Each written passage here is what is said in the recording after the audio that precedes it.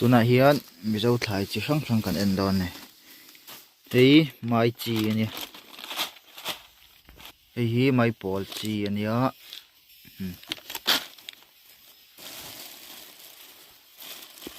hei hi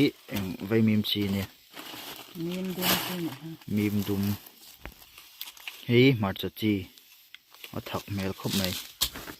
hei mazil chi chuan hei fangma chi ani ti chuan hei badam ani vele thunga ti chuan hei beloi chi ani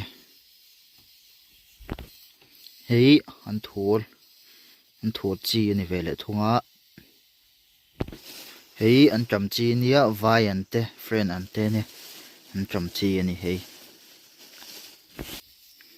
hei bor sai be chi ani